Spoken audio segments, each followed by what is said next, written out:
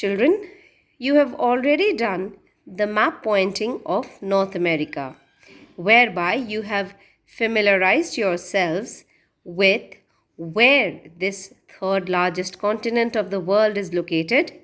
You already know what are the water bodies that surround it on each side. You know about the lakes, rivers, and also the countries that are a part of this continent. I've also posted a YouTube link whereby you came to know that how America was accidentally discovered by Christopher Columbus. Now look at this. This is Christopher Columbus and this is his ship Santa Maria. Maria. Now Christopher Columbus sailed in 1492. He had intended to come to India because the Europeans they had colonized Asia and India. So they were quite aware of what land lay towards the east, but they had no idea of what lay towards the west of Europe. So when Columbus set sail, he did not know that instead of India, he had reached a certain land which is which was totally undiscovered. No one knew about it. The locals, the aborigines, they lived in this particular place. So at this point of time, Columbus he set sail and reached North America. He had no idea that he was in North America. The same thing happened with Amerigo Vespucci, an Italian trader, and he also reached America. Since this part of the world was discovered so recently, therefore, this particular part is known as the New World. So one of the earliest drawn maps of the New World is this one, and the scripture seems to be Old German. Now when we come to North America, there are certain points that we need to remember. As I have mentioned, these are more or less inspired and taken from your books. So the portions that are written in bold, it is better that you underline it in your textbooks. Now, North America is located completely in the northern and western hemispheres. We know hemi is half, sphere is circle. The equator or the 0-degree latitude divides the earth into two equal halves.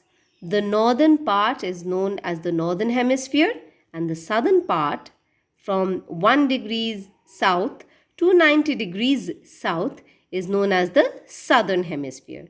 Similarly, the prime meridian along with its corresponding 180 degrees meridian form a complete whole circle and divide the earth into two halves, that is the eastern hemisphere and the western hemisphere. Just skip a few points and come to this one. The latitudinal extent of North America is 7 degrees north to 84 degrees north. So here we can see that this is 10 degrees and of course America goes beyond 10 degrees. So the southernmost tip is around 7 degrees north and it goes way up. We can see 50 degree north, 60 degree north, 70 degree north, 80 degree north, even beyond 80 degrees north we have a few bit of America, some islands lying here. So from 7 degrees north to 84 degrees north is the latitudinal extent. So 7 degrees north to 84 degrees north, which means it is located completely in the northern hemisphere. As far as longitude is concerned, it stretches from 20 degree west to 175 degrees west. Again, west and west. So it lies completely in the western hemisphere. The continent of North America, as you can see, is more or less triangular in shape. So it's a triangular shaped continent, and we already know when we did our map pointing that the Arctic Ocean lies in the north of it, the Atlantic Ocean lies to the east, the Pacific Ocean lies to the west, and in the south it is connected by a narrow piece of land to South America, which is known as the Isthmus of Panama. This country being Panama, this is the Isthmus of Panama. Now there are two more important lines which we need to know about. One is the 49 degrees latitude. Look at this. This is the 50-degree latitude. Now this 50-degree latitude, look at it. This passes more or less along the boundary of Canada and United States. So basically it is the 49 degrees latitude that demarcates the country of Canada from United States. And as far as longitude is concerned, this is actually the Lake Winnipeg or in Canada. So this particular line of longitude which passes near Winnipeg of Canada, the Lake Winnipeg, this is the 100-degree west longitude, and it more or less passes through the center of North America and divides North America into two halves, more or less equal. Now we come to the different countries of North America. We can see the first one over here in the north is Alaska, which belongs to the United States of America. Then there is Canada, which is independent. Then Mexico, below the United States of America, and a host of other Central American countries over here, and quite a bouquet of islands over here. So United States of America and Canada, you can see these are the two biggest ones.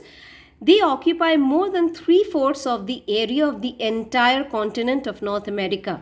And they lie to the north of Tropic of Cancer, because Tropic of Cancer passes more or less through the center of Mexico. So both of them lie to the north of Tropic of Cancer and between 66.5 degrees north. So they have a very beautiful kind of cold, temperate kind of climate. Alaska, this is just for your information, is a part of the USA. The Tropic of Cancer, if you remember, the degree value is 23.5 degrees north, passes through the country of Mexico. This is Mexico. Now, these host of countries over here, they are known as the Central American countries. Which are they? They are Guatemala, Belize, Honduras, Nicaragua, Costa Rica, El Salvador, and Panama. And since Tropic of Cancer passes through this place, the islands over here, they enjoy a tropical climate. So these tropical islands of West Indies, if you remember, Christopher Columbus came and called this place India and the inhabitants Indians. So since this India that he had discovered lay to the west of Europe, therefore they became West Indies. So the islands include Cuba, Jamaica, Dominican Republic, Haiti, and Puerto Rico. Some islands are there. The Greenland, which is an ice cap. We had marked it with green, if you remember. This Greenland is a part of Denmark. Then Baffin Island, Victoria Island, and Ellesmere Island, these are also in the north. They are covered with snow. This little island off the coast of Canada is Newfoundland. So this is also quite cold. And the Aleutian Islands lie between the Americas and Asia. So here there is no photograph of it, but here a continuation of these islands between North America and Asia are known as, the group is known as the Aleutian Islands.